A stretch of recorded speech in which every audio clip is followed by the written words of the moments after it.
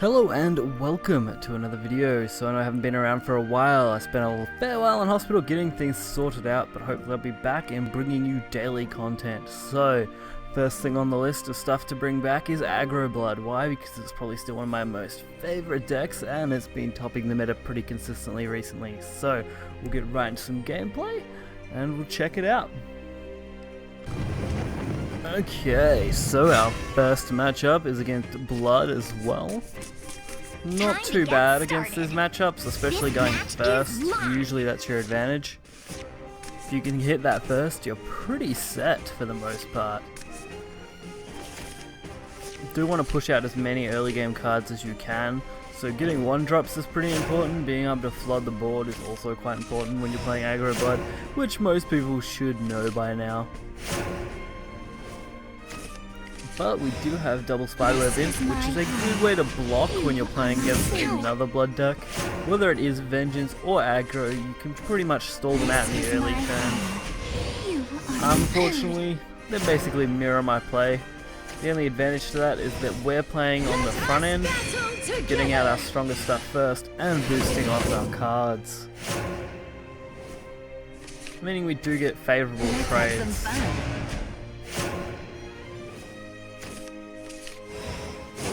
Being able to go, end up with a couple of 2-1s, and clear the board here is pretty favourable. See you around. Plus we'd get an alright start. These are the sort of boards you want when you're coming into a match like this. And of course, as much damage as you can throw out in one turn is always good. So we're going to be able to score a nice, what, 9, 12, 13 damage I think total? Dropping them right down to 5, putting them within range of Implants or Evolve. Meaning this Revelation's pretty much a complete loss for them. Let's defile the battlefield. Still one of the most attractive cards in the game in my opinion. Influencer, an amazing card. Especially for a bronze. Next up we have Dragon, a deck that I still don't enjoy facing too much, but why not? Time to get started. Dragon has dropped off a lot after the PDK nerfs, but it's still quite a popular deck regardless of whether it's playing discard or ramp. Of course there are hybrids and in-betweens, but for the most popularity I would say you've got your ramp and then followed that up by the discard dragon. We start off with a less than optimal hand.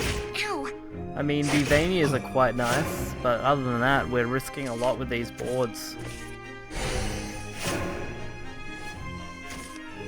Ambling Wraith making it slightly a better hand, being able to combo that out with something hopefully. Ambling Wraith probably one of the better 1-drops you can get as well. That 1 damage can save you in the nick of time in some matches. Playing out the early Vania just to push board presence and because I know I can guarantee 2 damage here.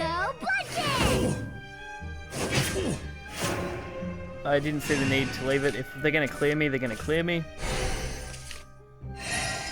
And from this point, I can do a lot of damage. I do make a slight misplay here though.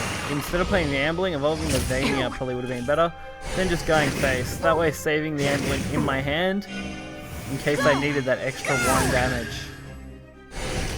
So a slightly better way I could have played that turn, but still gives me a good result, putting him to 2, which is in range of 90% of the cards in this deck.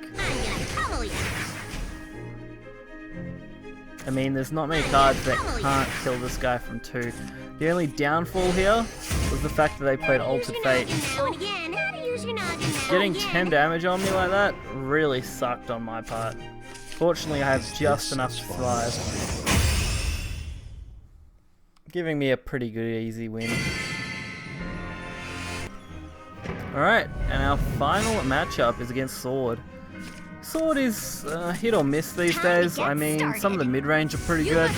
The aggro Sword, pretty much outclassed by Blood at this point. If you're going to run an aggro deck, I mean, it has its scenarios, but I'd prefer to run aggro blood. The only deck I didn't get to really face here was D-Shift, but that's pretty much a clean sweep. I mean, as long as you're winning by turn 6, you can win against D-Shift whether you're going first or second in most cases. Your hardest matchup will be healing dragon decks and, of course, Haven decks that use healing. Don't call me short. But most other decks, you can pretty much roll them just by pure aggro. Killing off Sword nicely, getting that damage in. Don't give up.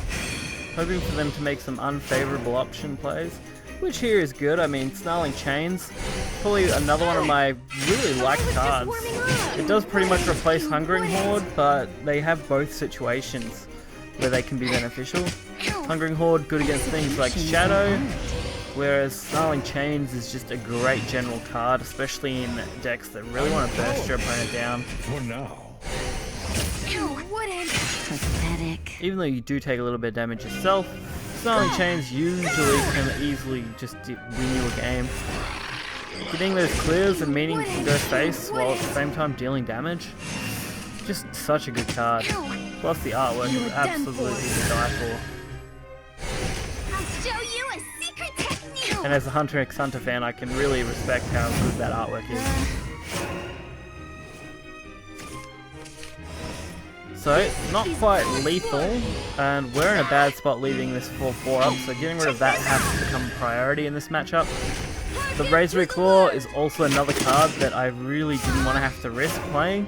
Putting me at 7, I could have a potential to be burst down, or at least put in a really tight spot where I can't use any damaging cards. I'll show you a secret technique. Although luckily, you know, we get an option. Angelic Knight should hopefully block off a little damage, while at the same time giving us a nice boost, and giving us the chance to play this Razor Claw effectively.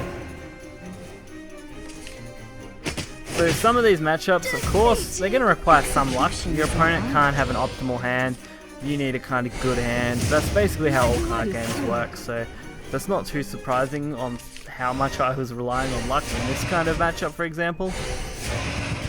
Especially with something like Aggro Blood, that you can usually run out of cards pretty quickly, especially as you go into the later turns. Dead men tell me. So I'm short 1 damage here. Luckily this deck has a lot of ways to do 1 damage, and Ambling Wraith is the perfect way to do it. I'm also very fortunate that they didn't get rid of another card on board, or I would have been screwed. An exemplary battle. But everything lined up, and the deck worked.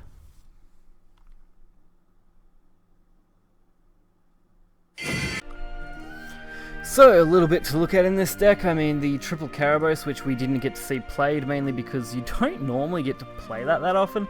I found Karabos is great if you do get pulled into a later match, or if you need it just as a kind of finisher, or to put major pressure on the board.